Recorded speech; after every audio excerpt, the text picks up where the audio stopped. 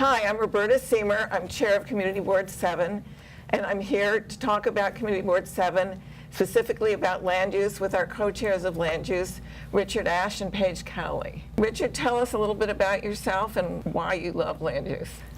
Well, I love land use in part because I have no professional background in land use. I'm a litigating lawyer, but I've been on the community board for longer than I can remember, and I've been the co-chair of the land use committee, and learned something just about every month I've been there.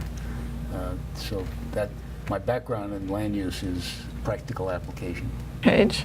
My day job is architecture. I'm the principal of a small historic preservation practice, and we work on adaptive reuse. I'm also the chair of Landmark West, a preservation group on the Upper West Side. And I had no idea how important the community was in listening and getting involved with projects. And Richard and I, as you know, he once told me he wanted to be an architect, and I told him I had no interest in being a lawyer. So we make a very good team. It's been a very enjoyable and an incredible learning experience. We've enjoyed working with you on many projects. So land use seems so technical. Why is it so important to the local community? First thing that people have to get their minds around is it looks like every inch of our community is already built. And that's basically true. But what we've discovered over the past few decades is that what's built 30, 40, 50 years ago gets rebuilt, and gets rebuilt bigger, taller, bulkier than what it replaces. Land use regulation is a tool to regulate to some extent the height and bulk of buildings, conformity of the buildings to the community character, the density of the buildings, and what uses can be placed in the buildings. Without that regulation, you would have a hodgepodge of different buildings at different heights, and you'd have manufacturing uses next to residential uses. Land use regulation is intended, it doesn't always work that way, but it's intended to regularize the process and require developers to comply with certain basic rules of land use. And that's governed by what we call the zoning resolution, which Paige and I will talk about. I think I would add to that we don't, unfortunately, or fortunately, see all the projects that come before our board. I mean, before that are being built. We only look at special permits, and we also look at variances, and we look at text amendments, and we've actually had the privilege, some of the senior statesmen on the community board when I joined was very involved in actually changing the zoning text. And that is by listening to the community, and as Richard said, working within the framework of city planning. So I think it plays an important role in monitoring the growth of our city and maintaining the character, because we live in an extraordinary district that has an enormous amount of cultural parkland as well as historic structures. And we strive to look at the balance between new and old and the renewal of our community, because we're not against development, we just want it to be appropriate to our community. What have been some recent projects that you guys have worked on? First that comes to mind is our most recent. There is city-owned property at 108th Street between Amsterdam and Columbus Avenue. Since time immemorial, the property has been used as 3 garages, which housed over 600 cars. A very important resource to the community. The city has decided that it wanted to dispose of that land, and it selected a local organization, Wishfish, which deals with housing for senior citizens, affordable housing. That's West Side Federation for Supportive Senior Housing. Thank you. Right. So we were confronted with 2 very real objectives. One, parking, and the other, providing very badly needed affordable housing. We had to reconcile those and come to a decision about which of those was more needed in our community. Another recent example, in the area between 59th and 61st Streets, all the way west, just east of the river, was a vacant land that was unzoned. And nobody could build on it until it got zoned. And but it was desirable to have something built there. A developer came along and hired a very well-known and very accomplished architect, developed a very well thought out plan, which the community board, we think, improved on. And the result has been that there are now 4 or 5, depending on how you count them, large residential buildings in that area and a new school. And the entire West End Avenue area has regenerated as a result. We've also participated in what they call rezoning in the area above 97th Street, between 97th and 110th. Somebody built 2 very large and out-of-context buildings on Broadway and 100th, and as a result of that, we got together with city planning and developed a rezoning to make sure that that couldn't happen again, that whatever was built in that area conformed to to what was already there. We've also been involved in use of land on Columbus and Amsterdam Avenues. The buildings are all set back between 86 and 96 as part of the old West Side urban renewal area.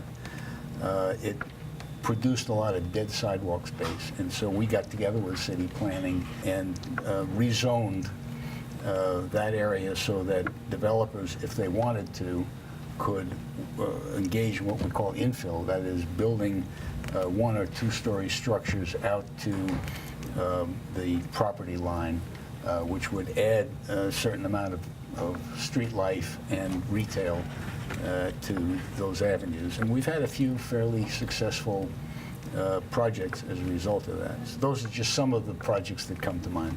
Paige, what were the best of the infill that you've Oh, seen? gosh. Well, it all started with, I'm going to start with Richard's last project, the Upper West Side Urban Renewal Area. And that was unusual because we were fixing something that had been designed as a modern movement type of district or sub-district in our neighborhood, but we were tired of looking at concrete walls and, as we used to say, pictures and pills and big dog faces hanging in the storefronts. So that one, oddly enough, that text amendment needed to have one of the developers bring a project that would establish the rules for all of them to be able to do it. So it bred, it was funny in a way, funny peculiar, because that first project, we ended up with the same architect coming back doing variations on a theme. And we realized we have to be careful what we want or wish for when we're doing text amendments. We have to allow for different size retail. We have to allow for colors and heights and different types of objects that might be on display. And then, of course, the issue became we had a downturn in retail, and suddenly we had a different type of person or use, which was the fitness centers moving in, that covered up all these windows that we were trying to create to enliven the street. So I would have to say that the most challenging project we've had has been the repair to urban scape that had been made too simple, and we try to complicate it. We fixed our mistakes for Columbus and Amsterdam, and we took it another step, which was to regulate the size of storefronts, because we realized in doing that, we were neglecting the small retailer. And I think that's one of our successes. It's not a big deal, but I think it helps add diversity to the merchant market. And it also brought together other committees that we work with, Right. Transportation, BCI, our consumer group, as well as transportation. So it's funny that land use may seem technical, but it actually touches so many aspects of routine daily life. Crossing the street, where you shop, how far you want to walk, is there an awning? You know, it's been, I think, very rewarding, that component of our work. Just to add a couple of projects that people may be familiar with, Lincoln Center has done a fair amount of building over the years. They built apartment houses on between 65th and 66th Street. They rebuilt Juilliard. They had to come to us, not for approval, but for our advice and consent. And we had considerable input when we think improved their project. Same thing with Fordham University, which has got the site between 59th and 61st Streets. They came to us with a major rebuild plan, some of which we liked and some of which we didn't like, and some of our objections were noted and taken into consideration. The Fordham building, which has been built so far, is the law school, which is a kind of half-cylinder building, which we think is very attractive and was in part, maybe small part, due to some of our comments and efforts. We should add to that, in addition to looking inward to our district, sometimes we're asked to look citywide at issues. And one of the biggest ones that happened fairly recently was the mandatory inclusionary housing and zoning quality, ZQA. And that was really remarkable, because I think that was the first time on the board that we had full voice from virtually every member of the community, of our community board, and every sector, don't you think? Yes, we had a lot of input. And then going through the hearing process with city planning, I think that was the time we finally realized that we needed to stand up and be a voice, You otherwise want to we'd explain miss. what MIH is? Oh yes, that's the mandatory inclusionary housing and zoning quality, MIH-ZQA, and this was to add, it was after months of public hearings, but the idea is that it's to incorporate a set aside for 25 to 30%, I think, of affordable housing and new buildings. It was to incentivize developers and discourage them, which is what happened in Riverside Center, I think, where the affordable housing can be traded between sites and moved, sometimes even out of our district. So I think that was another win, I think, for the Upper West Side to try to do this. It's ironic because the city planned to use this mandatory inclusionary housing in areas that were unrelated to Community Board 7, mainly in Brooklyn, and it met with considerable opposition in those areas. People didn't want necessarily taller buildings with affordable apartments. The Upper West Side, on the other hand, wanted it, recognized the need for affordable housing, and affirmatively resolved to ask the city to provide for zones with MIH in Community Board 7. We've been, I think, over the years, fairly generous in that respect. There's a lot of conversation about as of right, and as of right doesn't have to come before the community board. You want to explain as of right and what its impact is? You want me to start that one? Well, it's disturbing, because I think the general public thinks that anything that's built, you can say something. And the inverse is true. Only those that require variances or special permits or text amendments that may be associated with the project do we actually review. And so as of right has been a, touchstone for the new super talls, because we are learning that even though we have a remarkable document that became the model for many cities across America for zoning regulation, as Richard said, height, bulk, density, setbacks, suddenly we're faced with a new architecture that soars higher, broader, and differently than we ever imagined, that for some reason is not being reviewed in the public realm. And it's creating havoc with what we thought was the norm. You know, you used to think if you bought a building next to a church, nothing would stand in the way of a new building, because who's going to mess with a church or a historic building? We have air rights transfers, we have tear downs You want to where they explain air incorporate. That is the air rights, unbuilt or unrecognized air rights over an existing building that's not used, that can be transferred if you're a historic building. So suddenly we're in the realm of all these changes to our environment, which are considered as of right, because there's no mechanism, I think, for the public to weigh in. And it's very disconcerting. And it's happening not only in our district, but citywide. The historical perspective is, when I first got on the board, there were provisions in the zoning resolution that encouraged developers to come to community boards for input, because they would get floor area bonuses. That is to say, and maybe I should back up and describe how that works. In New York, the basic tool for regulating the size of buildings is what is called the floor area ratio. And it's very simple. You take the area of the lot. That is, if there's a 100 by 100 lot, you have 10,000 square foot area. And you multiply it by a multiplier which can range from 2 to 10, and in some areas 16 or 17, so that if in an R10, residential 10 FAR area, if somebody used the entire lot, which is really not possible, they could build a 10-story building.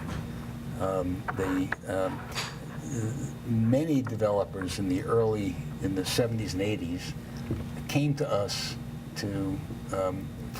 for additional floor area, and they were willing to trade with us for aesthetic improvements that the board felt were important. Such as? I can't remember specific buildings, but I can remember the first building that was built after that tool was taken away. And it became, I won't tell you the name of the building, but it became a huge white brick, prototypical, ugly edifice.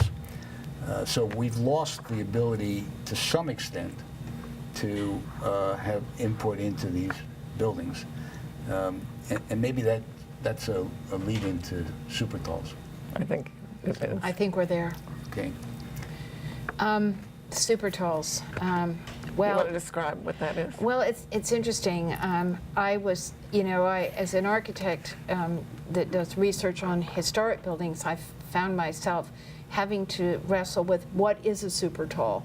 You think of the Empire State Building, our World Trade Center area, Midtown Manhattan, but in fact, I spoke to somebody at the Skyscraper Museum, and they said a super tall is actually its own class, and it should be anywhere from over 930 feet to, some people say, 1,100 or 1,200 feet. And it's been made possible by new techniques in pumping concrete, Right. which are quicker than erecting steel. It's a lot cheaper. And they can actually start at the bottom of the building, and then a few floors away start hanging the cladding once the concrete is set. So they became super, in other words, unusual, as well as very tall, and very quickly.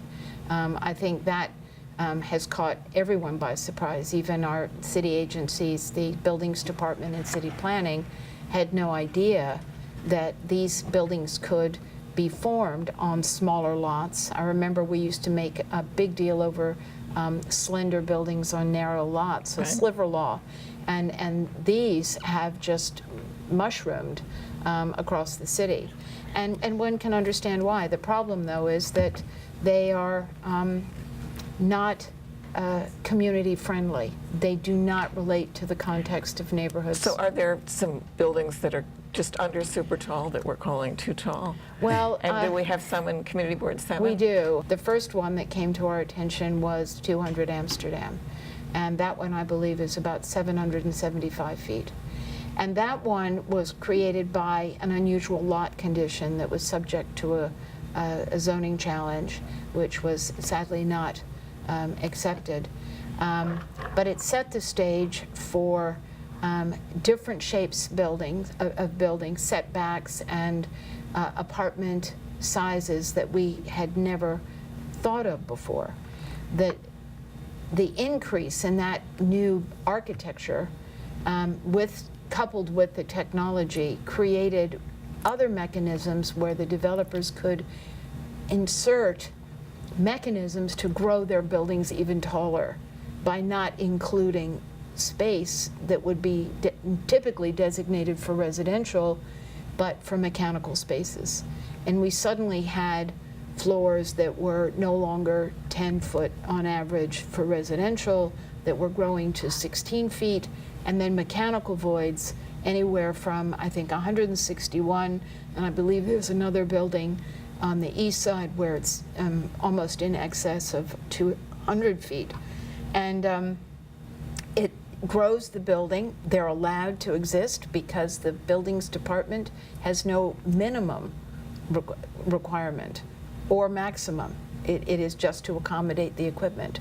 So even though the equipment might be 8 feet tall, they can go in spaces that are over 100 feet. Wow. And that's changing our skyline rather dramatically. Wow. And that's only one of the, I think our borough president calls them loopholes now, where they're invisible when you plan it and you see it filed until you get the zoning declaration, and you can then see how the building is, use inside the skin is distributed. What are some of the problems with having a tall building? Are there shadows? Do they take up light and air? All of the above. And as Paige said, they're not community friendly. They're off-putting, which is it's an intangible, but it's real. The problem, and this gets back to the zoning resolution and FAR, city planning has to catch up to them and understand them.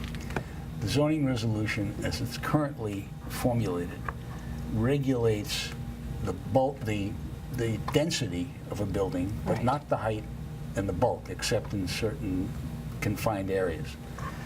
So we talked about FAR. As long as the multiple of square feet of the lot times the number of floors produces a combined floor area under the allowed FAR, it's legal.